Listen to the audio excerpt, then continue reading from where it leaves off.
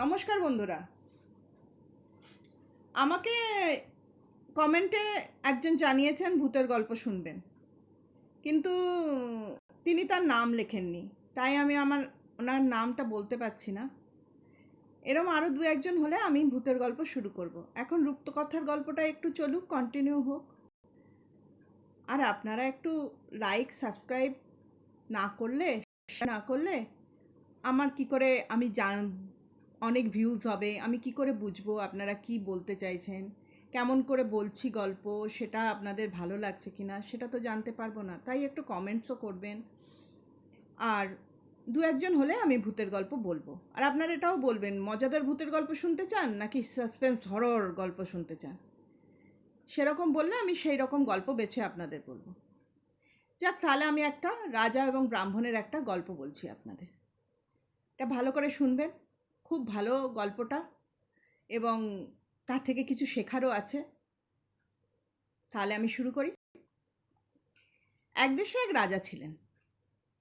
রাজা রানী রাজপুত্র নিয়ে রাজা সুখে রাজত্ব করতেন। তার রাজ্যে প্রজারাও খুব সুখে শান্তিতে ছিলেন। রাজার রাজ্যে চুরি, ছিনতাই, ডাকাতি, দাঙ্গা হাঙ্গামা কিছুই ছিল না। রাজা তাই সুখেই কাটাতেন। হঠাৎ একদিন রাজা বসলেন যে আমি নিশ্চয়ই পূর্বজন্মে কোনো ভালো কাজ করেছি। সেই পুণ্য জন্মের ফলের জন্যই আমি বোধহয় আজকে এত ভালো সুখে আছি। কিন্তু আমি পূর্বজন্মে কি ছিলাম, কি ভালো কাজ করেছি, সেটা জানার জন্য রাজার খুব ইচ্ছা হলো। তারপরের দিন রাজা মন্ত্রী সভাসদদের বলল। তখন মন্ত্রীরা সভাসদ সবাই ভাবলো, সত্যি তো, রাজা নিশ্চয়ই পূর্বজন্মে কোনো কর্মের ফলেই এত ভালো রাজা হয়েছেন, সুখে শান্তিতে আছেন, তার রাজ্যে কোনো গন্ডগোল নেই। কিন্তু কি হয়েছিলেন, কি ছিলেন, তারাও কেউ কিছু বলতে পারল না।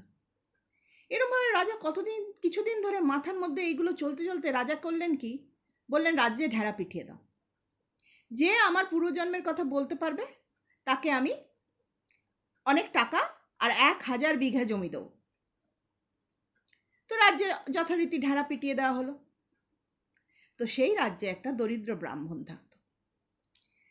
সেই দরিদ্র ব্রাহ্মণ খুবই দরিদ্র, ভিক্ষা করে যেটুকু অর্জন করে তাই দিয়ে স্ত্রী পুত্রের সংসার চালায়। ব্রাহ্মণ ভাবল, ইস, আমি যদি রাজার পূর্বজন্মের কথা বলতে পারতাম তাহলে আমি একটু টাকা পয়সা পেতাম, তাহলে আমার সংসার চলে যেত। তখন ভাবলো, রাজ্যের লোকেরা তো কেউ রাজার পূর্বজন্মের কথা বলতে পারবে না, একমাত্র যদি কেউ বলতে পারে কোনো দেবদেবতা, তারাই বলতে পারবে।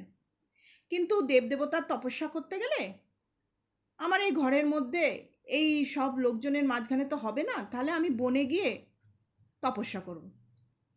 তো সেই কথা ব্রাহ্মণী জেনে ভাবলো যে ইস, লোকটা ব্রাহ্মণের বোধহয় অর্থের অভাবে মাথা খারাপ হয়ে গেছে। তো ব্রাহ্মণী অনেক বারণ করলো, কিন্তু ব্রাহ্মণ শুনল না। সে বনে চলে গেল। বনে গিয়ে একটা বেল গাছের নিচে বসলো, মা দেবী স্তব করতে লাগলো। মা দুর্গা দেবী স্তব করতে করতে করতে করতে 3 দিন 3 রাত চলে গেল। এক আসনে বসে একভাবে 3 রাত্রি স্তব করার পর মা দুর্গার দয়া হলো। মা দুর্গা দেখা দিলেন, বললেন ব্রাহ্মণকে, তুমি কি চাও? তখন ব্রাহ্মণ বলল, মা, আমি শুধুমাত্র আমার দেশের যে রাজা আছেন তার পূর্বজন্মের কথা জানতে চাই।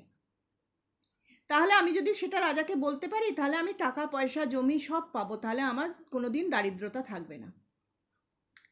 তখন মা দুর্গা বললেন, দেখো ব্রাহ্মণ, আমি তোমাকে বলে দিতে পারি রাজা পূর্বজন্মে কি ছিলেন, কিন্তু সে কথা রাজা তোমার মুখে শুনলে বিশ্বাস তো নাও করতে পারে। তাই আমি উপায় বলে দিচ্ছি, কার কাছ থেকে শুনলে রাজা বিশ্বাস করতে পারবেন। তুমি বলবে, রাজ্যের দক্ষিণে 1 মাইল গেলে একটা কানা ধোপা আছে, তার যে খোঁড়া গাধা আছে সেই রাজার পূর্বজন্মের কথা বলতে পারবে। বলে দুর্গা দেবী অদৃশ্য হয়ে গেলেন। ব্রাহ্মণ তখন রাজার কাছে গেল, মহারাজ, আমি যদি আপনাকে না বলি, আমি যদি উপায় বলে দিই কোথায় গেলে আপনি জানতে পারবেন, তাহলেও কি আপনি আমাকে এই সমস্ত টাকা জমি দেবেন? রাজা বললেন, হ্যাঁ, নিশ্চয়ই দেবো। তুমি আমাকে উপায় রাস্তা যাই বলবে আমি তোমাকে নিশ্চয়ই দেবো। তখন ব্রাহ্মণ বলল, তাহলে মহারাজ আপনার রাজপ্রাসাদের দক্ষিণ দিকে আপনি চলে যান 1 মাইল, সেখানে গিয়ে একটা কানা ধোপা আছে, সেই ধোপার একটা খোঁড়া গাধা আছে, সেই আপনাকে পূর্বজন্মের কথা বলতে পারবে। রাজা বললেন ঠিক আছে।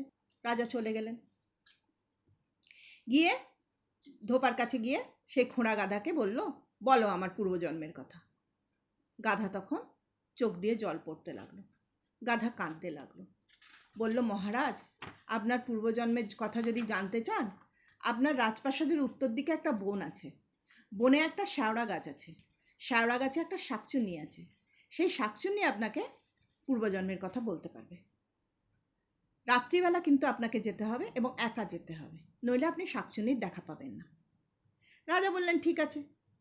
বলে রাজা সেদিন রাত্রিবেলা একা একা বনে গেলেন। কিন্তু রাজার একটু ভয় করছিল, তবুও তিনি ভয়টা দমন করে সেই শ্যাওড়া গাছের তলায় গিয়ে বলল, শাকচুন্নি বলো আমার পূর্বজন্মে আমি কি ছিলাম। শাকচুন্নি কিছুক্ষণ চুপ করে থাকলো, তারপর বিকট চিৎকার করে কাঁদতে লাগলো। রাজা এরকম বিকট চিৎকার শুনে অজ্ঞান হয়ে গেলেন। যখন জ্ঞান ফিরলেন তখন কাল হয়ে গেছে, শাকচুন্নিও নেই। রাজা রাজপ্রাসাদে ফিরে এলেন, নিজেকে খুব ধিক্কার দিতে লাগলেন, ইস আমি যদি অজ্ঞান না হতাম তাহলে আমি আজকে জেনে যেতাম। ঠিক আছে, না হলো আজকে রাত্রে যাব, এবার আমি আর অজ্ঞান হব না। এবার রাজা খুব সাহসে ভর করে বনে গেলেন, গিয়ে শ্যাওড়া গাছের কাছে দাঁড়িয়ে বললেন, শাকচুন্নি এবার বলো আমার পূর্বজন্মের কথা। এরাতেই না শাকচুন্নি তার রাজার দিকে তাকিয়ে রইলেন কিছুক্ষণ, তারপর বিকট করে কাঁদতে লাগলো। এবার রাজা আর অজ্ঞান হলেন না। রাজা বললেন, তার উপরে রাজা বললেন, বলো শাকচুন্নি আমার পূর্বজন্মের কথা। তখন শাকচুন্নি কান্না থামিয়ে বলল, মহারাজ আপনার পূর্বের জন্মের কথা আপনাকে একজনই বলতে পারে। বলে কে বলতে পারে? বলে আপনার রাজ্যের যে মন্ত্রী আছে, মন্ত্রীর একটা 8 বছরের মেয়ে আছে, সেই মেয়েই আপনাকে পূর্বজন্মের কথা বলবে। তখন রাজা বললেন ঠিক আছে। রাজা সঙ্গে সঙ্গে রাজপ্রাসাদে চলে এসে মন্ত্রীকে ডেকে পাঠালেন, মন্ত্রী চলো তোমার বাড়ি যাব, তোমার মেয়ের সঙ্গে আমাকে এখনই কথা বলতে হবে। মন্ত্রী বললেন ঠিক আছে মহারাজ চলুন। মন্ত্রী নিয়ে গেল মহারাজকে। মহারাজ তারপরে মন্ত্রীর মেয়ের সাথে একান্তে কথা বলতে গেলেন। বললেন, বলো তো মা আমার পূর্বজন্মে আমি কি ছিলাম।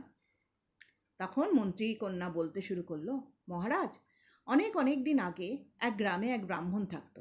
তার পরিবারে তার বউ স্ত্রী ছিল, তার এক পুত্র ছিল আর এক পুত্রবধূ ছিল। তো ব্রাহ্মণ ভিক্ষা করেই জীবনযাপন করত। তাই ভিক্ষা করে জীবনযাপন করার জন্য তার খুবই কম উপায় হতো। সেই লোকজন কে কে কবে ভিক্ষা দেবে, কত দেবে, তার উপর নির্ভর করতো তার সংসার চালানো। তাই কোনো রকমে টেনে টুনে সংসার চলতো। একদিন যদি ভিক্ষা করতে না যেত তাহলে তার সংসার চলতো না। তো একদিন কি হলো, সেই গ্রামে 7 দিন 7 রাত ধরে বৃষ্টি হলো।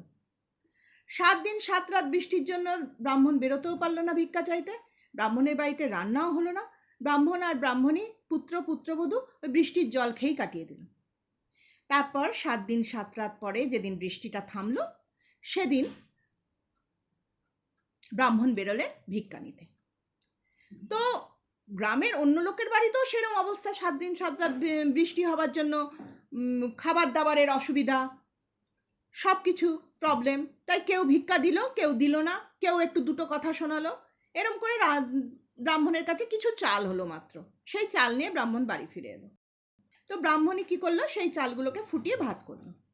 তোমার 4টে কলাপাতা পেতে ভাত দিল, তাও এতটুকু ভাত যে সকলের আধ পেটাই খাওয়া হবে, পেট ভরবে না। তো সব ভাত বাড়া হয়ে যাবার পর ব্রাহ্মণরা যখন খেতে বসলো, তখন ব্রাহ্মণের ঘরে 2 ব্রাহ্মণ অতিথি এলো। বলল যে, কেউ আছো বাড়িতে, আমাদের একটু খেতে দেবে, আমরা 3 দিন কিছু খাইনি। তখন ব্রাহ্মণী আর ব্রাহ্মণী পুত্র কি করলো, তাদের কলাপাতাটা তুলে চলে গেল। ব্রাহ্মণী ভাবলো যে এক্ষুনি তো ব্রাহ্মণ অতিথি সেবা করতে গিয়ে তাদের সব খাবার দিয়ে দেবে, তাহলে আমরা কি খাবো, বলে ব্রাহ্মণী চলে গেল তাদের সেবা করতে, নিজেদের খাবার খেতে। তো ব্রাহ্মণ আর ব্রাহ্মণের পুত্রবধূ সেই অতিথিদের ডেকে বসালো, বসিয়ে তাদেরকে নিজেদের খাবার দিল। অতিথি সেবা করতে হবে তো। অতিথি সেবা তার স্ত্রী তার পুত্র করলো না, কিন্তু তাদের তো করতে হবে। তারা একটু ক্ষুণ্ণ হয়েছিল মনে, কিন্তু কিছু বলার নেই। তারা নিজেদের খাবারটাই তাদের 2 অতিথিকে দিল। তখন সেই অতিথিরা বলল, আপনারাও আর দুটো কলাপাতা নিয়ে আসুন, যা আছে আমরা 4 জনে খাবো। ব্রাহ্মণ বলল, না, অতিথি দেবো ভব, আপনারা খান তাহলেই হবে। তখন সেই অতিথিরা কিছুতেই রাজি হলো না, বলল যে না না, আপনি 4টে কলাপাতাই রাখুন, আমরা সবাই মিলে একসাথে খাবো। যাই ব্রাহ্মণ 4টে কলাপাতা নিয়ে এসে সেই খাবার ভাগ করে তারা 4 জনে খেলো। এবার মন্ত্রীকন্যা বলল, জানেন মহারাজ, সেই ব্রাহ্মণ হলেন আপনি। আর ওই যে কানা ধোপার বাড়িতে যে খোঁড়া গাধা ছিল, সে হচ্ছে আপনার ছেলে। আর যে আপনি বনে শাওড়া গাছে যে শাকচুন্নি দেখেছেন। তখন রাজা বললেন যে, তাহলে আমার সেই পুত্রবধূ কই? তখন মন্ত্রীকন্যা বলল, মহারাজ, সেটা আমি বলতে পারবো না, বলে সে মাথা নিচু করে দাঁড়ালো। তখন রাজা বললেন, বুঝতে পেরেছি, সেই পুত্রবধূ তুমি, তাই না? তখন মন্ত্রীকন্যা মাথা নেড়ে বলল, হ্যাঁ। তখন রাজা মন্ত্রীকে ডাকলেন, ডেকে বললেন, যাও, তুমি বিয়ের ব্যবস্থা করো, তোমার কন্যার সাথে আমার পুত্রর বিয়ে দেবো। আমি এই সুলক্ষণযুক্ত কন্যাকে আমার রাজবাড়ির বধূ করব। মন্ত্রী তো আহ্লাদে আটখানা। তারপরে সব লোকজন ডেকে বিয়ের ব্যবস্থা করে একদিন শুভ দিনে রাজা তার ছেলের সাথে মন্ত্রীকন্যার বিয়ে দিল। তারপর থেকে যেন রাজবাড়ি আরও উজ্জ্বল হয়ে গেল, আরও সুন্দর হয়ে গেল। তারপর রাজা কি করলো, সেই ব্রাহ্মণকে, যে তাকে পূর্বজন্ম জানার উপায় বলেছিল, তাকে অনেক টাকা দিল, 1000 বিঘে জমি দিল। সেই ব্রাহ্মণেরও দারিদ্রতা ঘুচে গেল। আর রাজা সুখে শান্তিতে তার পুত্র পুত্রবধূ রানী নিয়ে খুব সুন্দরভাবে রাজত্ব করতে লাগলেন। তাহলে আমার গল্প এখানে শেষ হলো। তো এই গল্পটা যদি তোমাদের ভালো লাগে, তোমরা লাইক করে দিও, শেয়ার করে দিও, সাবস্ক্রাইব করে দিও। তাহলে আমি আরও সুন্দর সুন্দর গল্প বলতে একটা আমার মধ্যে একটা জাগবে যে আমিও তোমাদের আরও সুন্দর সুন্দর গল্প নিয়ে আসি। তো আমারও ইচ্ছা বেশি বেড়ে যাবে না? তোমরা তাহলে করে দিও, তাহলে আমার গল্প বলার ইচ্ছা ভালো আরও হবে। তো আমি তোমাদের ভূতের গল্প পরে বলবো, এখন রূপকথার গল্পই চলুক। এই গল্প থেকে তোমরা কিছু তো শিক্ষা পেলে, একটা জিনিস তো শিক্ষা পেলে, যে ধর্মপথে থাকলে, ভালো কাজ করলে ভালো ফল পাওয়া যায়, কিন্তু অধর্মপথে থাকলে, মন্দ কাজ করলে সবসময় মন্দ ফল পাওয়া যায়। তুমি এ জন্মেই পাও, পরজন্মেই পাও, যে জন্মেই পাও, যখনই পাও, ভালো কাজ ভালো, মন্দ কাজের ফল মন্দ হবেই। অতএব তাহলে আজকে আমি আসি। ধন্যবাদ সবাইকে, নমস্কার, টাটা।